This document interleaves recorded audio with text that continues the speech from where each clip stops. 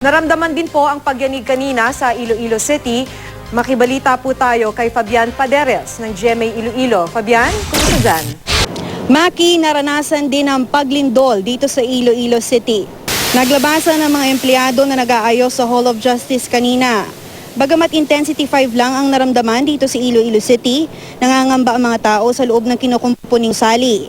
Matatanda ang ipinaayos ang Hall of Justice matapos ito makitaan ng bitak sa nangyaring lindol noong February 2011. Nagtipon din ang mga empleyado ng isang multinational corporation sa Haro District sa labas ng kanilang building matapos maramdaman ang pagyanig.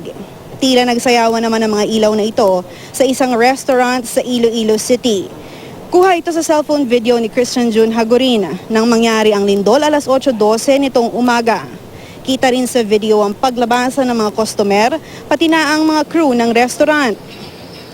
Ang kuha namang ito ni Maria Lourdes Gumbao ng Mandurriao District sa Iloilo City. Kitang-kita na halos mahuhulog na ang kanilang chandelier dahil sa lindol. Bumigay naman ang inidorong ito ng pamilya Fernandez sa Barangay Concepcion dahil sa lakas ng impact ng lindol. Ayon sa City Disaster Risk Reduction and Management Council o CDRRMC, may mga naiulat na mga bitak sa ilang gusali sa lungsod pero wala namang mga naitalang malaking pinsala. Wala ring mga naitalang nasugatan sa buong probinsya ng Iloilo. Okay, maraming salamat sa iyo Fabian Paderes ng GMA Iloilo.